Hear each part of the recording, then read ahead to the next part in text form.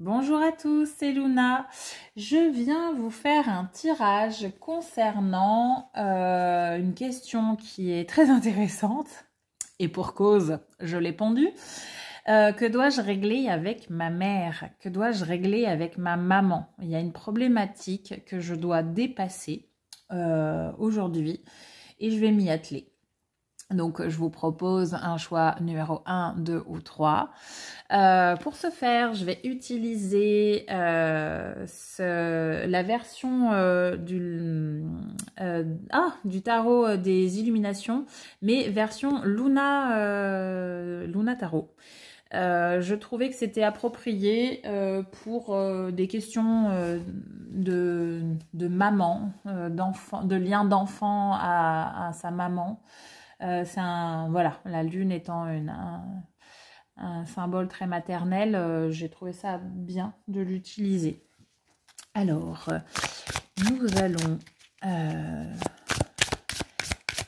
mélanger le jeu et puis, voilà, vous allez vous poser la question, allez, c'est quoi le sujet là aujourd'hui que je dois régler avec ma mère pour vraiment prendre ma vie d'adulte, en fait, me sentir bien et puis lui laisser sa croyance à elle, mais c'est ok, en fait elle a été construite comme ça et j'ai pas à juger, hein, voilà, mais par contre je lui dépose parce que moi c'est un sujet qui est pas ouf, donc on va explorer plutôt une problématique que quelque chose de chouette. Voilà, ça s'adresse aux personnes qui auraient envie de déceler des problématiques avec leur maman et non pas des trucs chouettes. Ça sera peut-être le sujet d'une autre vidéo. Mais aujourd'hui, on travaille ce qui nous ennuie. Allez, c'est parti. En choix numéro 1, ce que j'ai réglé avec ma maman. Choix numéro 2 et choix numéro 3. Alors.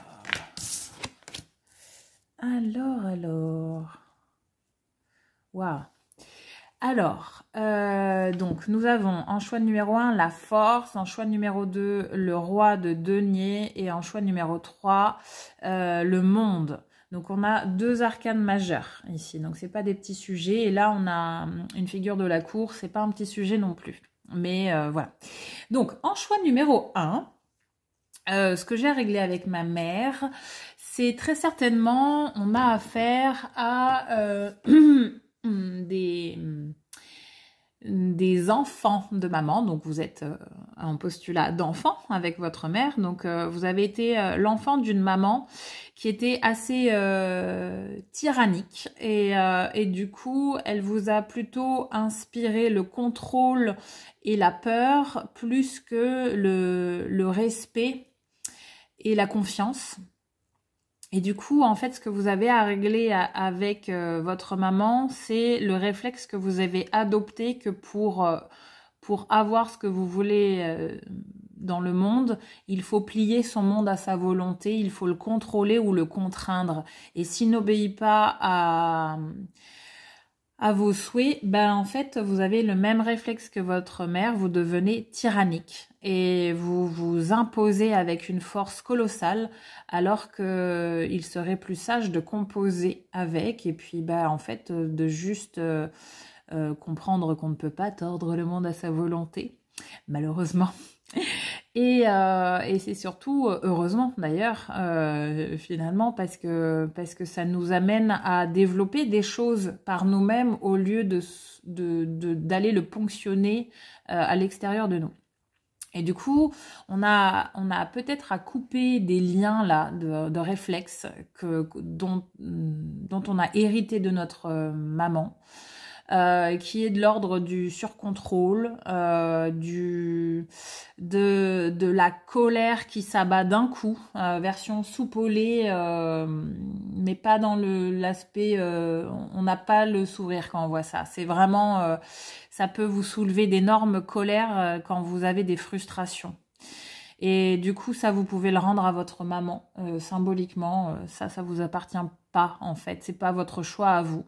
Et vous pouvez lui remettre son agressivité ou sa manière de contraindre le monde.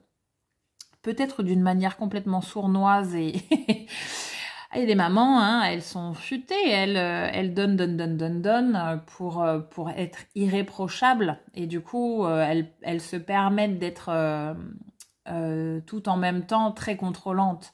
Du coup, ça, vous pouvez laisser. Donc voilà, pour le groupe numéro 1, ce que vous avez à régler avec votre maman serait ça.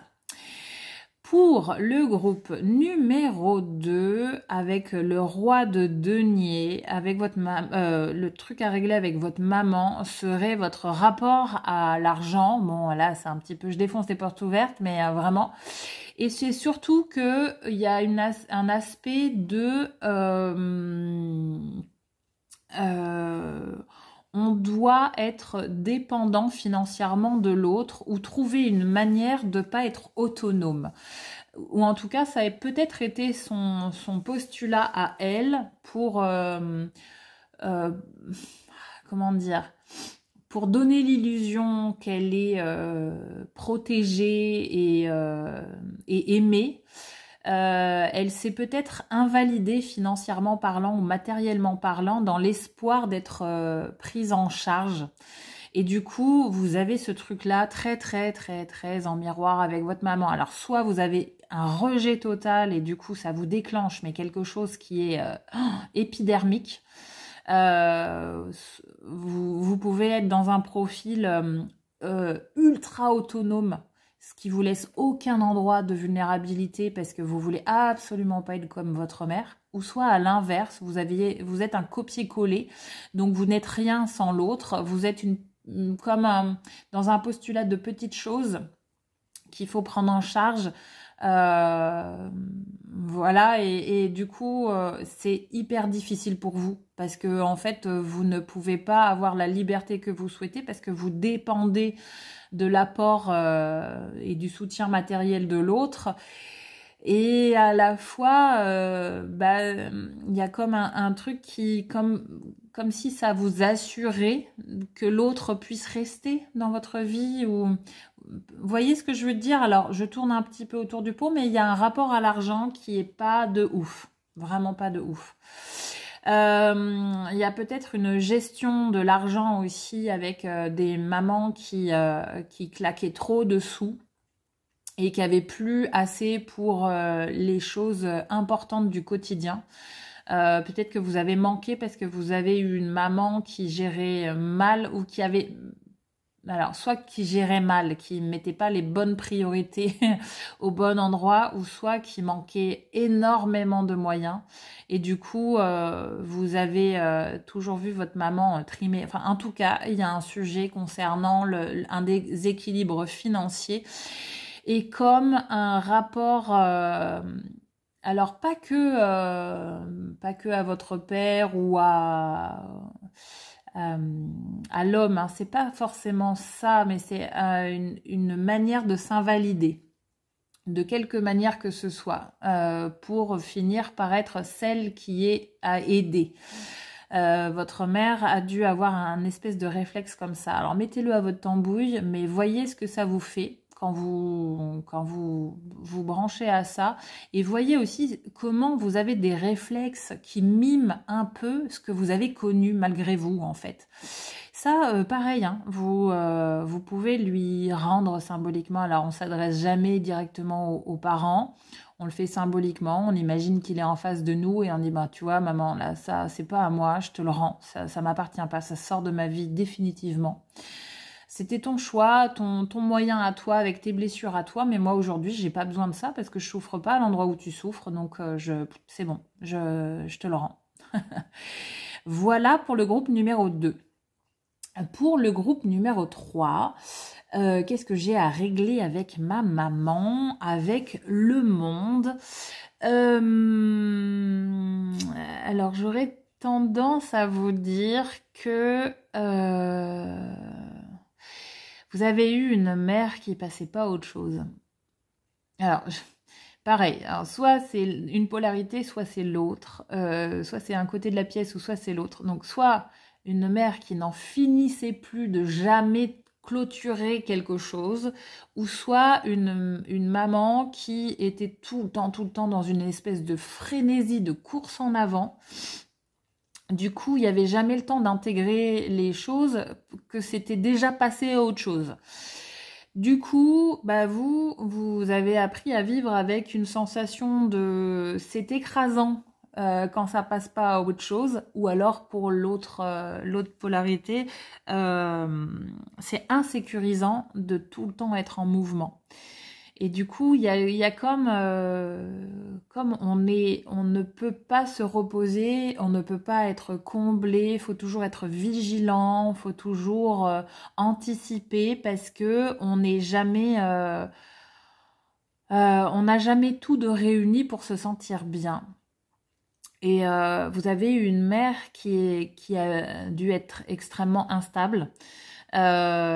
Soit émotionnellement parlant, soit affectivement parlant, soit dans son couple, soit dans sa vie pro, ou soit dans un peu une maman ado, quoi, une maman qui vit ses trucs et qui demande aux autres, notamment à ses enfants, de suivre un peu ses délires au lieu d'être le socle rassurant et sécurisant de ses enfants. Bon, elle vit un peu au gré de ses pensées, de ses envies, et puis qui l'aime la suit.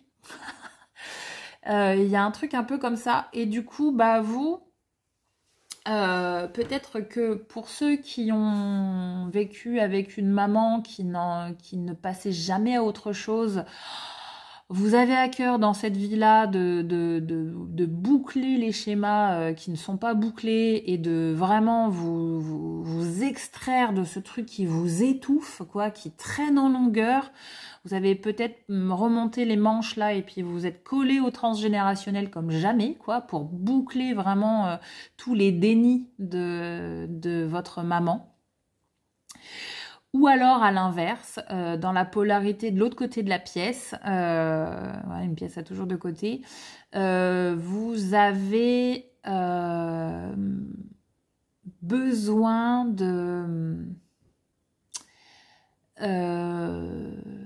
d'arrêter que les choses changent, comme si vous aviez un besoin de pérenniser ce qui a été vécu en accéléré avec votre maman, quoi. C'est-à-dire qu'il y avait des bonnes idées, mais ça n'a jamais été abouti parce que une idée en chassait une autre.